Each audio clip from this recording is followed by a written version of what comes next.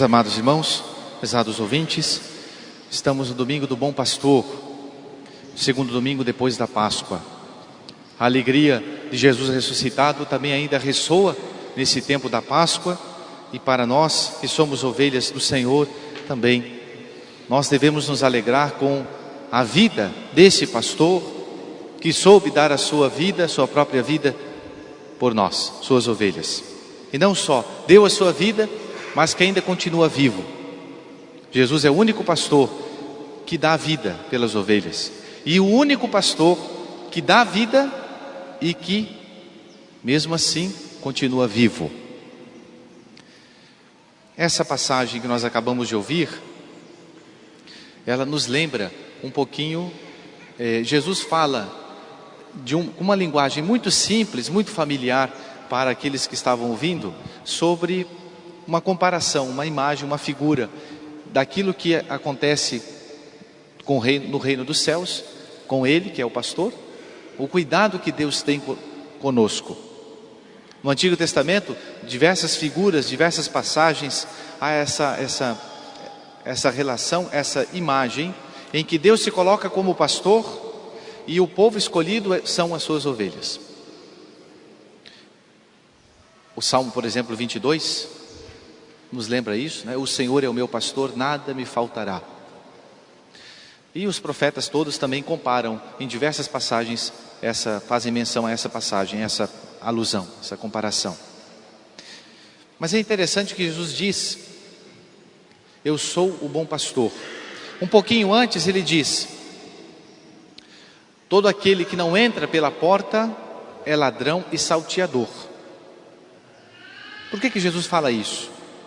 Porque, interessante, no tempo de Jesus, os rebanhos, normalmente eles eram guardados, rebanhos de diversos pastores, portanto de diversos donos, eram colocados ao entardecer num local só, num único lugar, para passar a noite.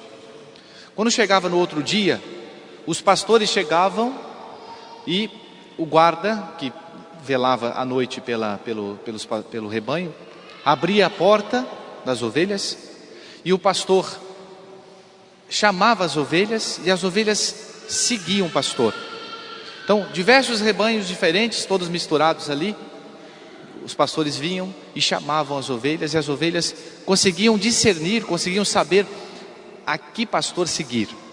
Por isso que Jesus diz: aquele que entra pela porta é o verdadeiro pastor. Porque se alguém entrasse ali à noite, não pela porta, mas por outro lugar, seria um mercenário, seria um salteador querendo roubar as ovelhas.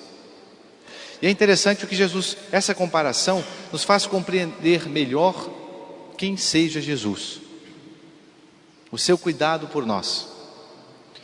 O Senhor faz uso desta imagem tão familiar aos seus ouvintes para fazer uma advertência importante.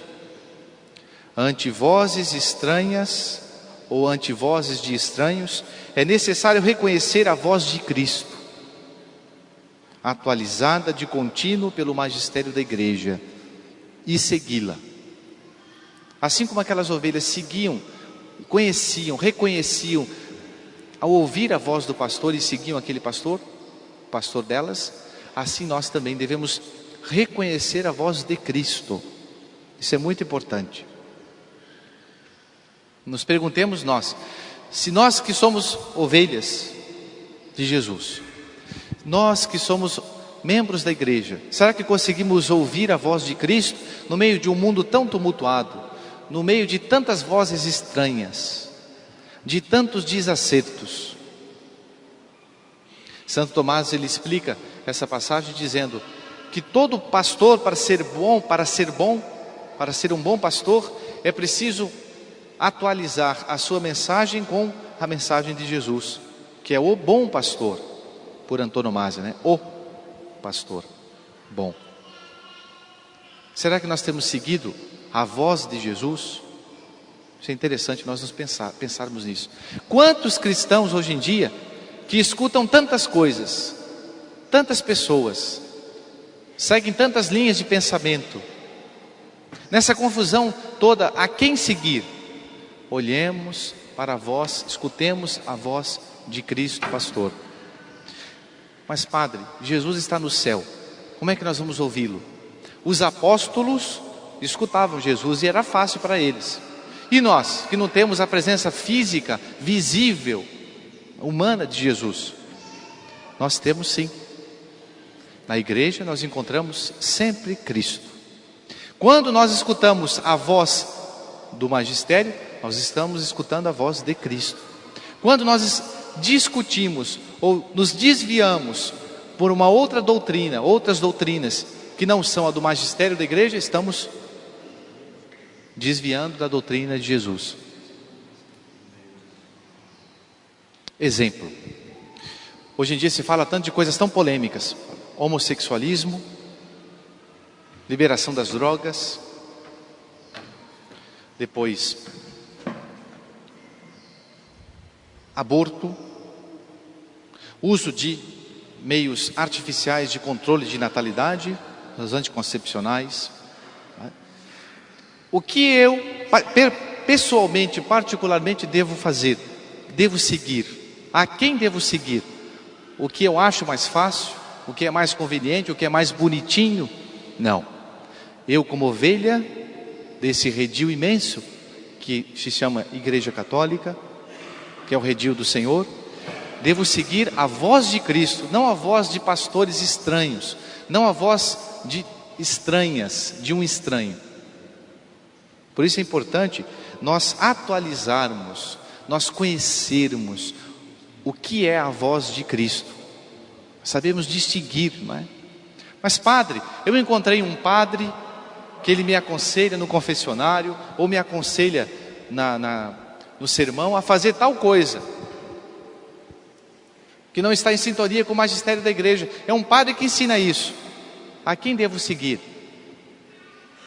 Ao magistério da igreja, porque é uma voz estranha. Imaginemos nós aqui, imaginemos um coral, ou então um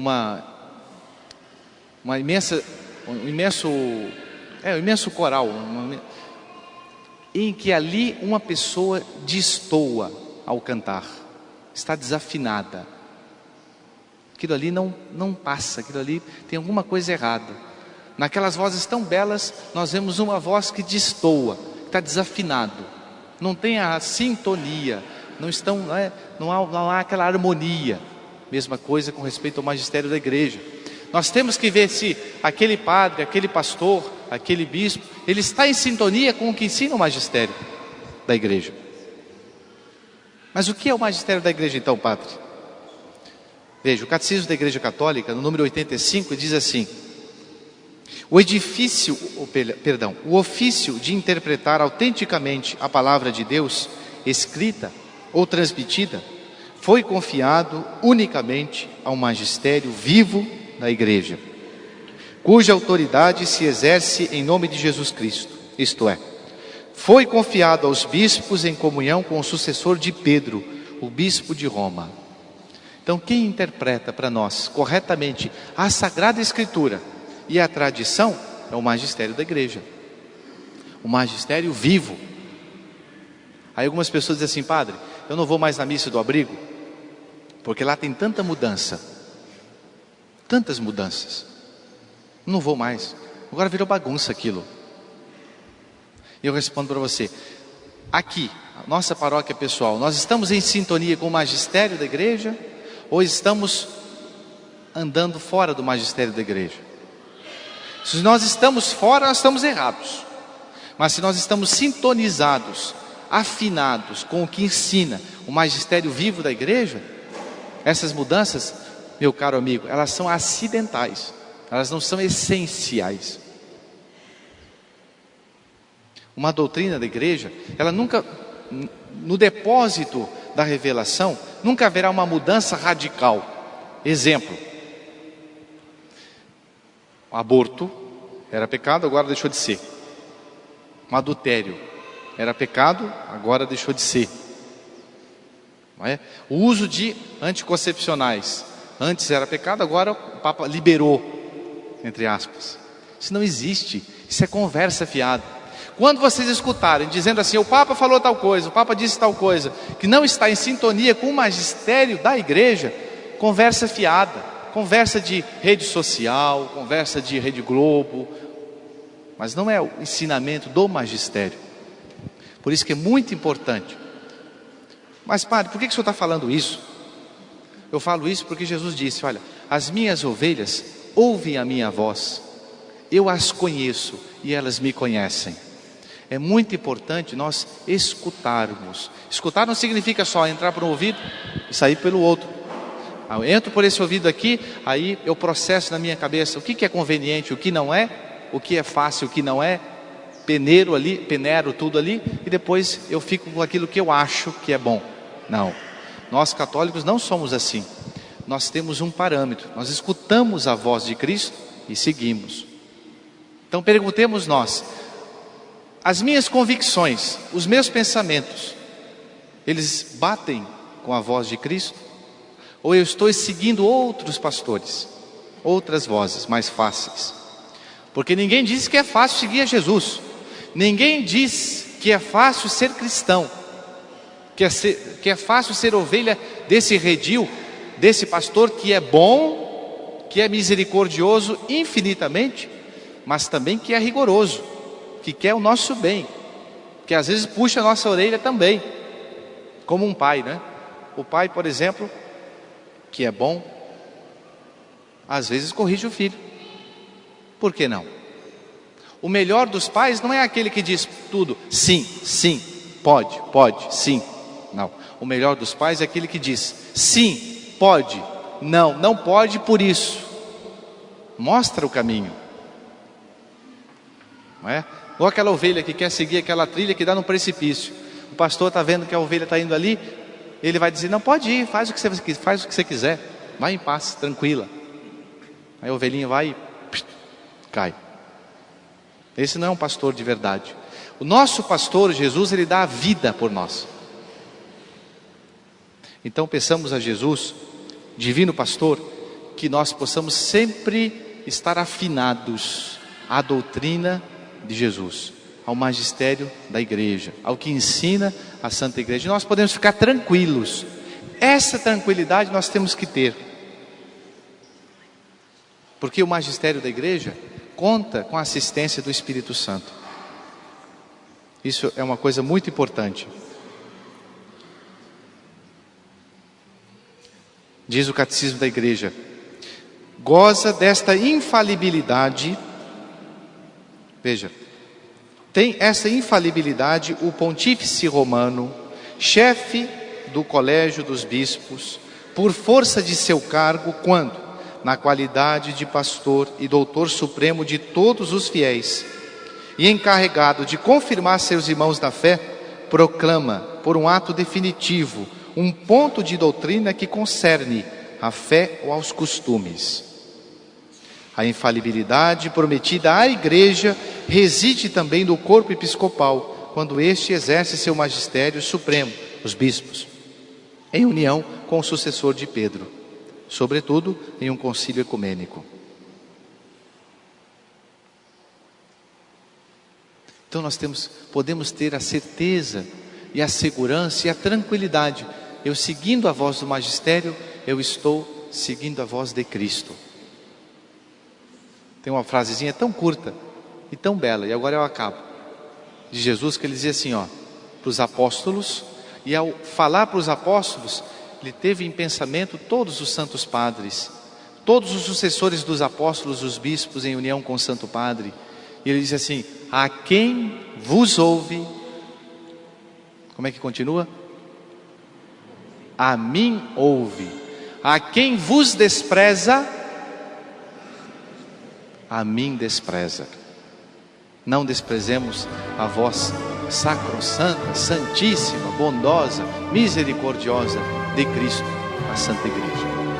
Louvado seja nosso Senhor Jesus Cristo.